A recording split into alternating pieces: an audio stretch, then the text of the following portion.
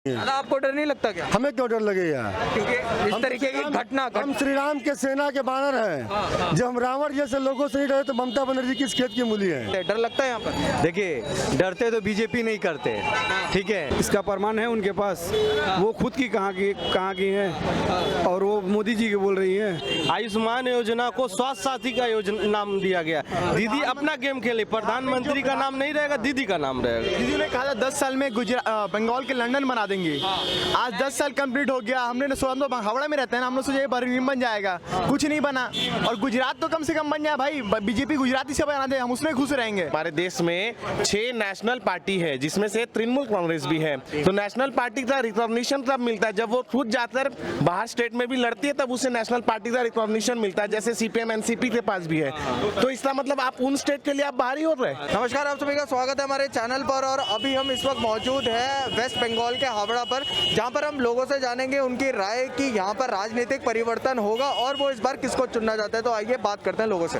आप इस बार किसको वोट देने वाले हैं और कौन आने वाला है, क्या लगता है? ऑब्वियसली मोदी ही आने वाला है, अपना बीजेपी सरकार। लेकिन यहाँ पर तो ममता बनर्जी बाहर ही बोल रही हैं कि मोदी जो है वो बाहरी है, यहाँ के नहीं है। बाहरी बोलने से तो नहीं होगा ना, अब उनको बताने से अपना परिचय तो नहीं देंगे ना कि हम बाहरी है या मेरे यहाँ 3 पुश्ता नहीं चल रहा है, ठीक है। तो उनके बोलने से हमको किसी को ये बोलना नहीं पड़ेगा कि हम बाहरी है या यहाँ के हैं। यहाँ पर हमने देखा है कि लोगों में कहीं ना कहीं एक डर का माहौल है। क्या आप लोगों को बीजेपी को आप समर्थन देते हैं? डर लगता है यहाँ पर? देखिए, डरते तो बीजेपी नहीं करते, ठीक है। डरते तो बीजेपी नहीं करते, डर के माहौल में रहते हुए भी बिना निडर होते हुए मतलब अपना बीजेपी का सपोर्ट करते हैं, बीजेपी करते हैं हम। बीजेपी करते हैं। चलिए सर, आपका नाम? संतोष कुमार दास। सर, यहाँ पर किसकी सरकार बनने वाली है? बीजेपी की बनने वाली है। लेकिन ममता दीदी तो बोल रही है वो बाहरी सरकार है, वो यहाँ की सरकार है नहीं, यहाँ से भगाने की बात कर रही है। इसका प्रमाण है उनके पास, वो खुद की कहाँ की है और वो मोदी जी की बोल रही है। उनको प्रमाण अपना बोलिए सिद्ध करने के लिए, उसके बाद मोदी को बोले। वो बोल रही है मैं तो एक टांग से भगा दूंगी इन सबको। एक टांग से भगा देंगी कि वो खुद भागने वाली हैं। बोलिए बेसी दिन नहीं रह गया है, 2 मई में उसको जवाब मिल जाएगा। कौन भागेगा? मोदी जी भागेंगे, वो भागेंगी। अच्छा, हाँ, ये बोल रही है कि 1 लाख से भगा दूंगी। इंसान 1 लाख से फुटबॉल तक खेल नहीं सकता है। अगर मान लीजिए मेरे एक पाँव में चोट लगा और हम एक पाँव से उठा के रहे, दूसरे पाँव तो गिर जाएंगे खून ना, तो कैसे जीतेगी बताइए? अभिषेक बनर्जी बोल रही है लादेन का मैनिफेस्टो है, जो बीजेपी मैनिफेस्टो लाई है वो लादेन का है। बीजेपी का यहाँ मैनिफेस्टो लागू नहीं होना चाहिए, ऐसा बोल रहे हैं। गुजरात मॉडल नहीं बनेगा, ऐसा बोल रहे हैं। अच्छा, अभिषेक बनर्जी जिसको हम लोग भाई पे बोलते हैं, है ना, उनसे ये पूछिए कि जो वो मैनिफेस्टो लाए हैं 10 साल पे क्या करे थे? 10 साल क्या किया उन्होंने? कि अभी वो नया मैनिफेस्टो लाना पड़ा उनको? 10 साल उन्होंने क्या किया? बीजेपी तो फर्स्ट टाइम आएगी, वो कुछ मैनिफेस्टो लाई है, कुछ करेगी, उसके बाद उससे पूछेंगे क्या किया नहीं किया। अच्छा, यहाँ पर किसान सम्मान निधि योजना भी लागू नहीं होने दी है। सेंट्रल गवर्नमेंट की कोई भी योजना यहाँ पे लागू नहीं हुई, कोई भी नहीं, कोई भी नहीं लागू किया गया, मगर उसमें दीदी का यूज किया गया है। यहाँ जैसे आयुष्मान योजना है, आयुष्मान योजना को स्वास्थ्य साथी का योजना नाम दिया गया। दीदी अपना गेम खेले, प्रधानमंत्री का नाम नहीं रहेगा, दीदी का नाम रहेगा। हाँ, तो यहाँ पे प्रधानमंत्री सड़क योजना है, वहाँ पे मुख्यमंत्री सड़क योजना हो गया, स्वच्छ भारत है वो स्वच्छ बंगला हो गया, निर्मल बंगला हो गया, जो स्वस्थ आयुष्मान भारत है वो आपका स्वस्थ साथी हो गया। और स्वस्थ साथी कब हुआ? जब इलेक्शन आ गया तब हुआ। तब तक कहाँ थी दीदी? 5 से 10 साल लोग मरते रहे। मतलब दीदी क्रेडिट लेने की कोशिश कर रही है। एग्जैक्टली, क्रेडिट लेने की कोशिश कर रही है दीदी। तो यहाँ पर क्या लगता है इस बार बदलाव आएगा? एकदम बदलाव होगा। ये जहाँ आप हम लोग खड़े हैं नॉर्थ हावड़ा, ये नॉर्थ हावड़ा हम लोग करीबन 30 से 40 हजार वोट से मात्र जीतेंगे, बीजेपी जीतेगा। अच्छा, आप लोग बीजेपी को सपोर्ट कर रहे हैं, डर नहीं लगता? क्योंकि हमने यहाँ देखा है डर का माहौल है, क्योंकि हम किसी से पूछने जाते हैं वो बीजेपी का वो खुल के बोल नहीं पाते हैं। ऐसा क्यों? मैं 2011 से सक्रिय हूँ बीजेपी में। जब मैं क्लास 10 में पढ़ा था तब मेरे होश खुली, तब मुझे याद था, तब जब मैं बीजेपी करना स्टार्ट किया तब यहाँ पे लोग आते नहीं थे, डर के मारे कि मार खाएंगे। तब से मैंने देखा बीजेपी करता। सर, आपका नाम? आशीष सिंह। अच्छा, क्या कहेंगे? दीदी बोलती हैं कि ये बाहरी सरकार है, बार बार ये बोल रही है बाहरी बाहरी बाहरी, इस पर क्या? मैं इसी प्रश्न का इंतजार कर रहा था कि आपको मालूम होगा कि हमारे देश में 6 नेशनल पार्टी है, जिसमें से तृणमूल कांग्रेस भी है। तो नेशनल पार्टी का रिकॉग्निशन तब मिलता है जब वो खुद जाकर बाहर स्टेट में भी लड़ती है, तब उसे नेशनल पार्टी का रिकॉग्निशन मिलता है, जैसे सीपीएम एनसीपी के पास भी है। तो इसका मतलब आप उन स्टेट के लिए आप बाहरी हो रहे हैं? ये कौन सा लॉजिक है? आप इसका मतलब उन स्टेट के लिए बाहरी हो रहे हैं? आपने भी तो सांसद सब जाकर दिल्ली में रहते हैं, इसका मतलब वो लोग बाहरी है? ये कौन सी बात हुई? इसमें तो कोई लॉजिक ही नहीं बनता उनका। लोग बाहरी हैं तो वो जो प्रचार कर रही हैं, तो झारखंड के सीएम को यहाँ क्यों बुला रही हैं प्रचार करने के लिए? तो वो भी तो बाहरी हैं, उनकी क्यों जरूरत पड़ी है? ये अंटारा जसवंत सिंह क्यों आ रहे हैं? हैं, वो भी तो बाहरी हैं। जब आपको ये जसवंत सिंह मारे वो क्यों बाहरी हैं? वो तो बाहरी नहीं है क्या? वो क्या बंगाल के हैं वो? जितने भी बाहर के नेता हैं, अखिलेश यादव हुए और ये लालू का बेटा, जिस दिन ये करप्टेड नेता ने समर्थन दिया और दीदी ने हाथ खोलकर उनका स्वागत किया था, उसी दिन से मैं टीएमसी को त्याग दिया था। फिर दीदी तो ठीक है, बट ये लालू जैसे परिवार के लोग जो चारा घोटाला जिससे जुड़े हुए हैं, वो लोग जब समर्थन कर रहे, दीदी भी खुले हाथ से उनका समर्थन ले रही है, उनका इंटर रिलेटेड सपोर्ट कर रही है, उसी दिन से जनता ने मूड बना लिया था कि लालू और उनके समर्थक जो भी है पार्टी, चाहे वो तृणमूल ही क्यों ना हो, उनको त्याग कर देना है। बार बार दीदी द्वारा ऐसा बोला जा रहा है कि यहाँ पर गुजरात मॉडल नहीं आना चाहिए, गुजरात इसको गुजरात नहीं बनने देंगे, बार बार ऐसी बातें क्यों कर रही थी? देखिए, मैं एक ही चीज जानता हूँ कि हमेशा हमें कोई सा भी स्टेट हो, चाहे वो बिहार, झारखंड हो और गुजरात मॉडल ही क्यों ना हो, मुझे अच्छा चीज सीखना चाहिए। और इसमें कोई दो राय नहीं है कि गुजरात में विकास हुआ है, और अगर केंद्र सरकार बीजेपी अगर गुजरात मॉडल से कुछ अच्छा चीज ला रही है बंगाल के लिए, वैसा मैनिफेस्टो ला रही है, तो इसमें परेशानी किस बात की है? हमें तो किसी इंसान से, किसी राज्य से पॉजिटिव चीजें लेना चाहिए,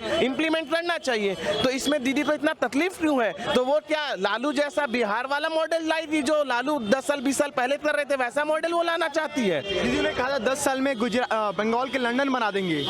आज 10 साल कंप्लीट हो गया, हमने सोचा तो हावड़ा में रहते हैं ना, हम लोग सोचे बर्मिंघम बन जाएगा, कुछ नहीं बना। और गुजरात तो कम से कम बन जाए भाई, बीजेपी गुजराती से बना दे, हम उसमें खुश रहेंगे। चलिए, बहुत बहुत शुक्रिया सर। आपका नाम है? संजीव शुक्ला। अच्छा सर, ईवीएम हैक करने की बात बोल रही थी दीदी कि 8 चरणों में चुनाव नहीं होना चाहिए, ईवीएम हैक हो जाएगा, ऐसा क्यों?